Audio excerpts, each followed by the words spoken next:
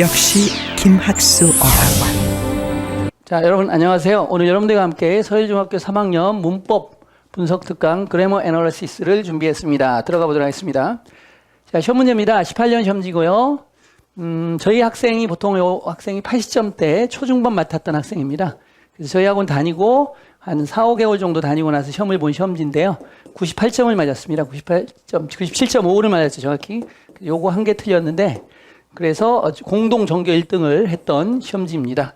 살펴보도록 하겠습니다. 문법 문제들 중심으로 봅니다. 자, 심 투부정사, 심 대절 문제인데 평이하게 보이죠?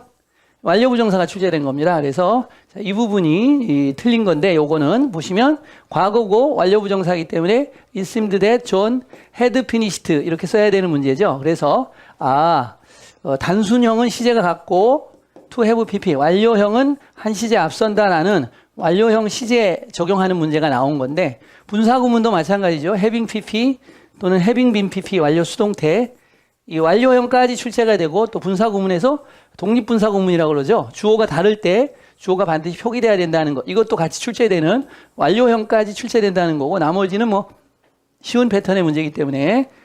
그 다음 보겠습니다. 그 다음 문제는 나는 너에게 지난밤에 전화했다라는 문장을 it is that 강조 구문으로 변환시키는 문제입니다. 시제가 과거이고요. 지난밤을 강조했습니다. 그래서 it was last night that I called you 이렇게 된 거죠. 그래서 내가 너한테 전화했던 것은 바로 지난밤이었다 해서 시제 일치까지 정확히 했고요. it was that 문장이 과거니까 과거 시제, 현재 쓰면 안 됩니다. 실수 나오기 쉬운 부분이죠. 정확하게 맞췄죠, 이 부분을. 근데 중요한 것은 이 부분이 아니고요. 이 부분입니다.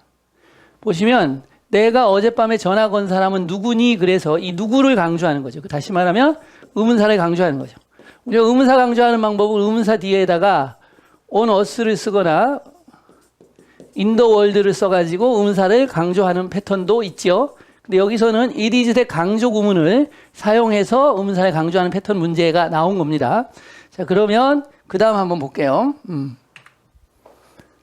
자, 어젯밤에 내가 전화를 건 사람은 누구니? 라는 패턴을 작문을 먼저 해볼게요. 그래서 whom did you call? 쉬운 문장이죠. last night 이렇게 되겠죠. 정확하게는 whom인데 구어체에서는 who를 쓰기도 하죠. 그래서 who를 써도 맞다 이렇게 채점을 한 패턴이죠.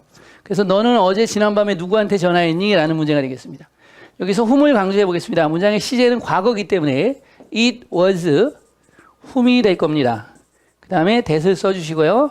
그 다음에 you, 이제 주어 동사로 쓸 거기 때문에 did는 필요 없죠. 빠지고 시제일치해서 called가 되겠죠. 그 다음에 last night 이렇게 나오면 됩니다. 근데 지금 이건 의문문이 아니죠. 아직 의문문을 만들어 보도록 하겠습니다. 의문사가 문장의 맨 앞으로 나가야 됩니다. 의문사가 문장의 맨 앞으로 나가면 whom was it that you called last night 이렇게 되는 겁니다. 그런데 우리가 여기서 하나 더 알아야 될 점이 뭐냐면, 뭘 알아야 되냐면, 자, 여기까지 하는 거는 중학교 수준에서는 굉장히 어려운 거죠, 사실은. 그런데 이제 고등학교로 올라가게 되면 강남 서초권 또는 특목고권에서는 여기까지 출제하지 않고 한 단계 더 갑니다. 그래서 어디까지 출제하냐를 살펴보도록 하겠습니다. 자, 어디까지 출제하냐? 보시면 의문사가 강조되어 있는 문장이죠. 이걸 does she know 이렇게 하겠습니다. 그녀는 아니 이렇게. 그러면 의문사 주어 동사로 간접 의문으로 표현을 해줘야 돼요. 그러니까 whom이 돼야 되고 it이 돼야 되고 was가 돼야 되죠. 그 다음에 that이 나오고 you called last night이 나오는 거죠. 여기까지 이해가 가시죠? 됐죠? 자, 그런데 여기까지 나왔는데 여기서 한 단계 더 나갑니다.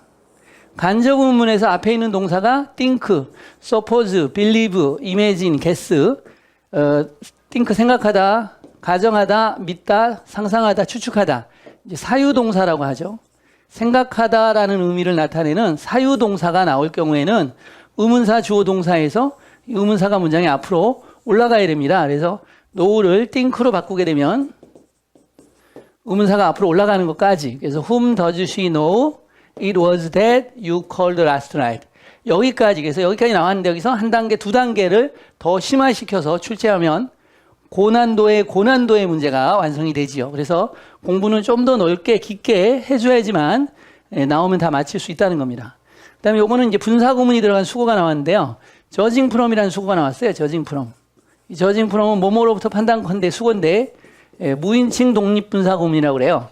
자, 무인칭 독립분사 구문은 주어가 일반 주어인 경우를 말합니다. 그래서 if 의 저지 이렇게 되죠. 우리가 뭐뭐로부터 판단한다면 이런 얘기죠. 그래서 if 빠지고 we 빠지고 저징 프롬이 만들어진 무인칭 독립분사 구문 수거들입니다. 수거들. 정확히 외웠냐 물어본 거고요. 여기까지는 괜찮았던 문제인데 여기가 어렵습니다. 자, 그녀가 만점을 받았다 할지라도, 그녀가 완벽한 점수를 얻었다 할지라도라는 걸 써야 되는데, 여기에다가 생각 없이 뭐뭐 할지라도니까, 더우나, 얼더우나, 또는 despite 같은 단어를 쓰면 당연히 틀리게 되겠죠. 뭘 써야 되냐면, 두 가지를 써야 됩니다. granting that, that이 접속사인데 생략할 수 있습니다. granting that 또는 admitting that. 이 granting that, admitting that이 뭐뭐일지라도라는 의미를 지닌 이것도 무인칭 독립분사 구문이죠. 이렇게 아셔야 돼요. considering이라는 단어가 하나 더 있는데 요건 의미가 달라요. 뭐뭇을 고려할 때 considering 또는 considering that 이렇게 씁니다. 이것도 뭐뭇을 고려할 때 뭐뭘 고려하자면 이렇게 되는 거고요.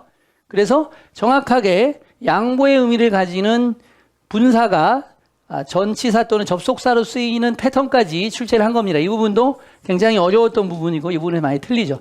근데 이 학생 같은 경우 또 이 학생 말고 다른 학생들도 이런 포인트를 다 맞췄는데 왜 맞췄냐면 저희는 분사구문 독립분사구문에 출제가 되고 분사구문의 챕터가 되면 이 부분만 가르치는 게 아니고 분사구문을 넓게 성문 기초 기본 종합 또 각각의 학교별로 출제된 것들 또 공인영어 시험에서 나오는 탭스나 고난도 문제들까지 한꺼번에 훈련을 시켜드립니다. 보통 3번에서 5번 정도 특강을 깊게 하거든요. 그 챕터가. 보통 문법 챕터가 2개나 3개밖에 안 되기 때문에 이 부분을 좀 집중적으로 깊게 끌고 들어가주면 학교에서 아무리 어렵게 출제한다 하더라도 그 부분을 학생들이 쉽게 맞출 수 있죠. 자, 이 부분 문제가 바로 마이너스 2.5를 만들었던 전교생이 다 틀린 문제가 되겠는데요. 왜 틀렸냐 보면은요, sign up for죠. 뭐뭐에 등록하다 할 때 sign up for인데 for가 빠져서 틀린 문제예요. 이 지문은 외부 지문입니다. 학교 교과서 지문이 아닙니다. 이게 문제점이죠. 외부 지문이 나오면 학생들이 그래머 포인트나 아니면 수고나 적용 능력이 현저하게 떨어진다는 거예요. 본문은 이미 봤고 또 본문에서 변형되면 본문을 외웠기 때문에 변형된 걸 알아요. 근데 중요한 거는요, 배운 본문이 아니라 새로운 본문이 나왔을 때도 문법이나 표현이나 단어의 적절함을 정확히 판단할 수 있어야지만 이게 진짜 실력이거든요. 근데 보시면 이 진짜 실력의 애들이 많이 떨어진다는 거예요. 그러니까 이런 부분에서 sign up for가 나왔는데 학생이 틀린 거고, get up은 일어나다라는 뜻이니까 평범했고요. become tired of 뭐뭐의 실증을 느끼다. 그래서 이제 with나 from을 쓰게 되면 뭐뭐로 지치다라는 뜻이 되고 of를 쓰게 되면 실증나다라는 뜻인데요. 그래서 실증나다 그래서 안 틀렸고요. give up은 포기하다라는 뜻이고 end up 이것도 나오죠. 뭐뭐로 끝나다는 수고죠. end up ing 이렇게 수고를 쓰거나 end up with 명사 이렇게 쓰죠. 여기서는 이제 쓰레기통에서 끝나게 되다라는 표현을 썼습니다. 이 학생은 end가 끝내다라는 타동사인데 목적어가 없으니까 수동으로 써야 되지 않을까 이렇게 해서 답을 골랐던 건데 틀렸죠. 그래서 이 문제 보시면 외부 지문 문제에서도 정확하게 알아야 된다. 그런데 어려웠던 점은 수거인데 이게 sign up for가 일반적으로 등록되어 있는 수거가 아닙니다. 성문 기초 기본에도 있는 수거가 아니고요. 전반적으로 그렇죠. 회화체나 공인영어 시험에서 많이 뭐뭐에 이번 학기에 뭐뭐 어떤 과목에 등록하기로 했어. 그래서 sign up for라는 표현이 자주 나오는 거죠. 그래서 공인영어 시험에 일반적 표현을 익숙한 학생은 쉽게 풀 수 있는 문제였던 거죠. 자, 이거는 이제 직유라고 하는 표현이고요. 요거는 메타포, 은유라고 하는 겁니다. 학교에서 직유와 은유를 수업 시간에 배웠던 것이고요. 본문을 주고 나에게 이건 외부 지문 갖고 공부를 했던 지문입니다. 학생들이 교과서 외 지문인데 보충 프린트로 공부했던 것이고요.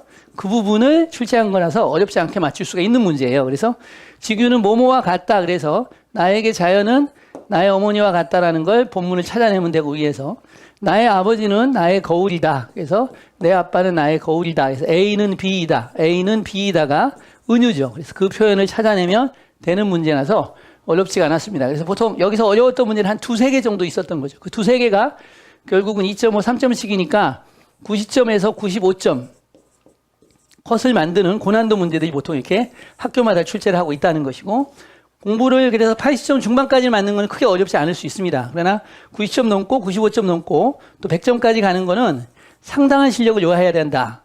95점에서 100점 차이는 5점 차이지만 실제로 실력은 40점 이상의 격차가 벌어질 수도 있다는 거죠. 그래서 공부를 할 때, 내신을 할 때 내신만 하시면 안 되고 내신만 관련된 공부를 하는 게 내신이 10이다 그러면 내신과 관련된 공부가 50이나 70이에요.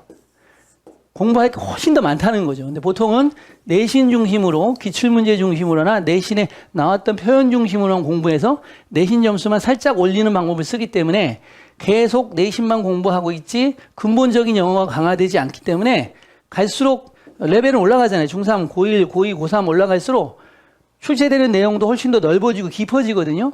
근데 자신의 영어 공부는 이런 패턴에서만 남아있기 때문에 이런 공부를 같이 안 해주니까 갈수록 힘들어지고 등급이 떨어지는 현상이 나옵니다.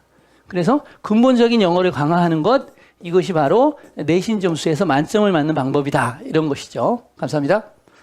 역시 김학수 어학원